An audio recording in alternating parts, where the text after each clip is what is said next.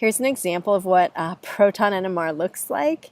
So you've got the chemical shift, you've got intensity here, or that is how high the peaks are, but that's actually not as important as the area under those peaks. So I'd be more interested in sort of the area, not just the peak height. So that's why intensity is usually not shown in the y-axis here. I would read this as having 3 peak signals. Even though there's multiple peaks here, which we'll talk about, this is a peak, and this is a peak. Or you can just use the word signal. I have 3 signals in this NMR. So we've talked about some of the key features already. Let's go a little bit into depth here. So we have the number of signals, which is due to the number of non-equivalent hydrogens in a molecule. So if I see 3 peak signals, that tells me there are 3 different kinds of hydrogens in the molecule that are not equivalent to each other. What do I mean by equivalent or non-equivalent? Well, if I look at this molecule, I can tell that by symmetry that these 2 hydrogens are equivalent. It doesn't matter which one I'm talking about. They sort of, for my purposes, I think that they are basically the same hydrogen. So I could do something called the replacement test, which is, let's say for a minute that we replace this hydrogen with a deuterium. And then I could do the same with this one, replace that with deuterium here.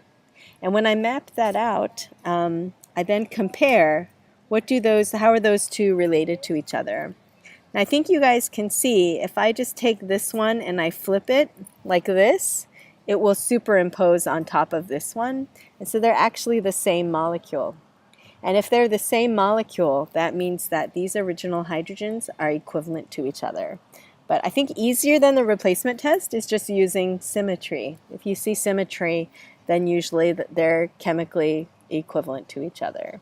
So you guys can see that this molecule is similarly, there is a plane of symmetry here through the fluorine and the chlorine, that you have a hydrogen on one side and a hydrogen on the other, so there's this plane of symmetry. However, when you do the replacement test and you have a deuterium in one spot and deuterium in the other spot, it turns out that there's this chirality center. So this is what we call a prochiral. Pro means, pro in this context means before. So it will lead into chirality with this minor change.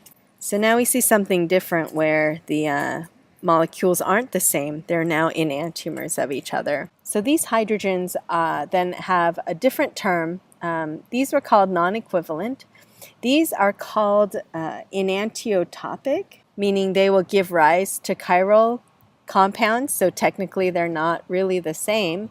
But in terms of chemical equivalency, if I'm this hydrogen over here and I see fluorine here and I see chlorine here, and I'm a hydrogen over here and I see fluorine here and I see chlorine here, in terms of their electronic environments, they're very similar, right? They're almost the same. So maybe you have chlorine on one side and fluorine on the other versus fluorine on one side, chlorine on the other. I still feel them the same way. They're just flipped. So in terms of NMR and equivalency, they're still considered equivalent.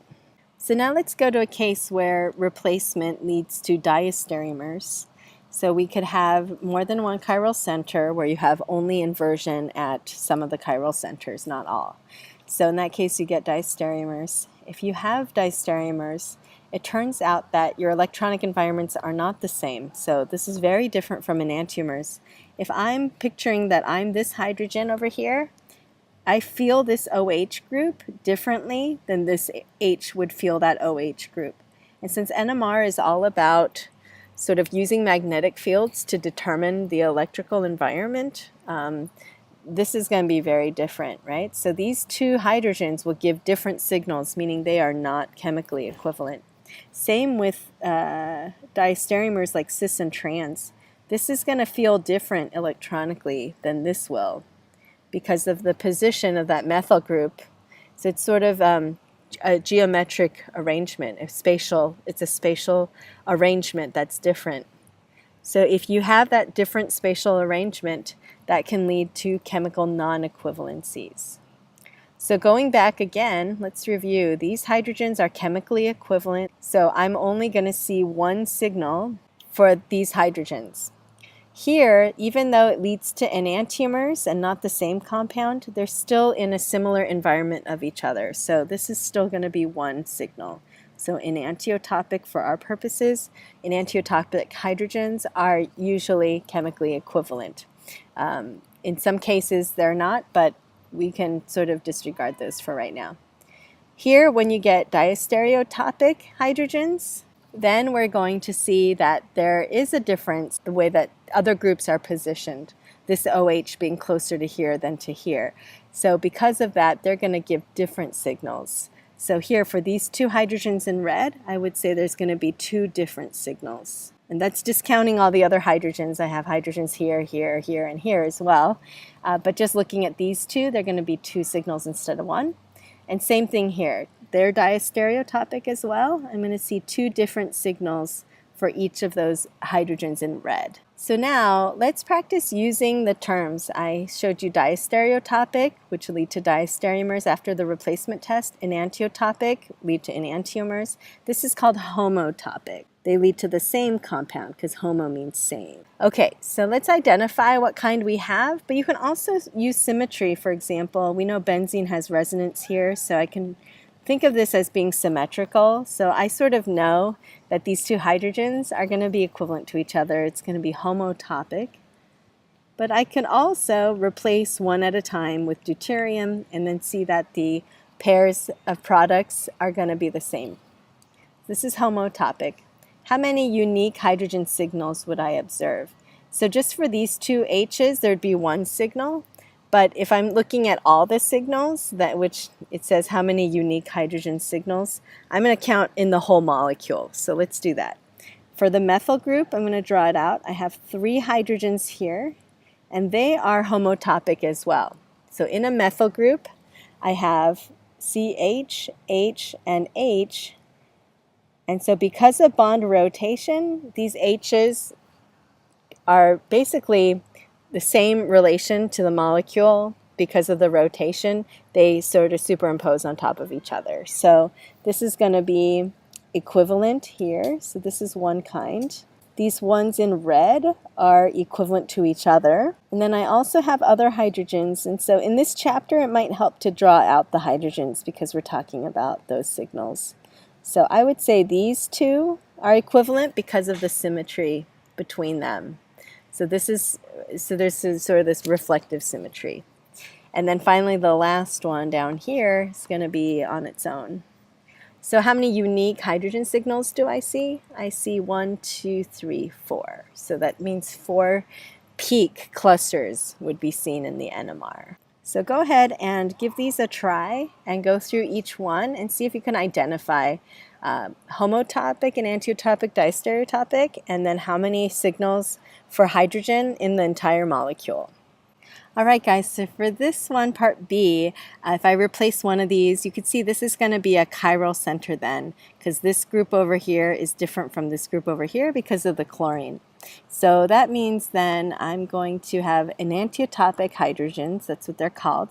And enantiotopic, though, would be have the same relationship to this chlorine, just opposite. So they're considered one signal. So this will be one signal. And then this hydrogen over here will be another signal. And that's all I have, so 2 separate signals. For this next one, I have these 2 again, but now I have this other chiral center. So this one will become chiral, meaning right now it's prochiral.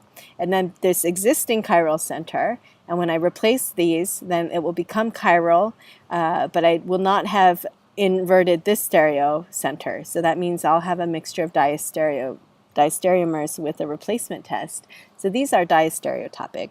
And in terms of diastereotopic, we know that their relationship to different groups in the molecule are going to be different spatially. So these are going to be separate signals. And then I also have other hydrogens in the molecule. So I have this hydrogen here, so that's 3 signals, 4 signals, 5 signals, and then these are equivalent to each other. So this is going to be 6. So this is going to be a lot. So 6 signals. For this molecule here, again, this is not chiral yet, but it will be if I use a deuterium in one of these positions. So that's enantiotopic. And then these 3 are the same signal. And then these three will give the same signal. This will give another signal, and these will give a signal, and these are equivalent to each other. So that'll be 4 signals. And then for this last one, it's going to be, you can see the symmetry here, right down here. So these are homotopic, and then I'm going to have these two, and then I'm going to have these two give the same signal. These two are equivalent as well, and these two are equivalent as well. So that's 3 different signals for that one. So there's a practice problem here where you basically do the same thing. And just tell me how many signals would you expect in the NMR. Make sure to draw out and consider all the hydrogens. So this methyl group is really CH3. And also remember that benzene is has resonance delocalization. So think of it as a circle. So this double bond here and this single bond here is really 1.5 bonds across the whole thing. So that means there's potential for symmetry if you consider that. All right, guys, so we're back. I just put numbers for ones that were equivalent. So these will have one signal, these will have another, this will have another, this will have another. So they're all different from each other because of their relationship to the other atoms. So there's going to be 5 signals for this one. For part F, there's going to be 1 here that's between the 2 chlorines, but then because of this plane of symmetry right here, I'm actually going to see 2. So these will have the same signal, number 2, and a 3rd signal for this one here. For this one, it's no longer symmetric because of bromine instead of chlorine. So these will all be unique with their hydrogens. And I know I'm marking the carbons, but keep in mind I'm talking about the hydrogens that are attached. So please draw those out if you're confused by that. Here, these hydrogens on the methyl groups are actually all equivalent. And that's because there's so many ways, so many symmetry planes in this molecule. I can slice it so many ways that all of these 1s are equivalent and all of these 2s are equivalent. So there's only 2 signals for that one. For this one, these are all different carbons and they're all different hydrogens on them. So one has a methyl group that are the same as each other, but so they will give 1 signal. The 2 hydrogens here will give another signal. 2 hydrogens here, which I'm calling hydrogens number 3, and our 4th signal is this methyl group over here. Now for this next one, I see the methyl group here, so 3 hydrogens that give the same signal. They're equivalent to each other. I see a 2nd signal from this hydrogen in the back. That's clearly different. A CH2 that have the same signal, so signal number 3, signal number 4, signal number 5. So 5 different kinds of hydrogen and 5 different kinds of peaks. For this one, I see some symmetry here. So the 2 methyls on the end will give the same signal. These 2 methylene groups, these 2 methylene groups, and this one has its own signal. So 4 different signals. Now they're very close to each other because they're all CH bonds, and this whole molecule looks like it contains the same parts. So in practicality, you'll see an NMR and you'll see lots of peaks overlapping on top of each other. So just keep in mind for later that sometimes it's hard to tell the difference between them in an actual NMR. For the last one, I see this methyl group, these methyl group hydrogens, 1, 2, 3, they're going to have the same signal. CH2 here, CH2 here, CH2 here, they're all different. There's no symmetry there. And then here, this hydrogen is different from this hydrogen and this hydrogen. They're all different. This hydrogen is cis to this carbon. This hydrogen is cis to this hydrogen. So these have a different relationship than these do spatially. So they're going to feel each other's fields differently. So they're going to give different signals. So I'm going to see 7 unique symbols. 1, 2, 3, 4, 5, 6, 7 different types of hydrogen here. Okay, now let's try a problem from Klein. We've got this molecule here, which is not chiral because actually all the hydrogens on it here, and here create some symmetry. And so even though it looks like it could be chiral because these are highlighted, it's not technically chiral. However, you can see that this hydrogen is going to have a different spatial relationship than this hydrogen over here. And if we do the replacement test and put a D here and then later put a D here, you're going to see that those 2 compounds that arise are diastereomers because of their relationship to this Br. One will be cis to it, the other will be trans to it. So that means that These are diastereotopic hydrogens, and we learned earlier that diastereotopic usually lead to different chemical signals, so they're not chemically equivalent.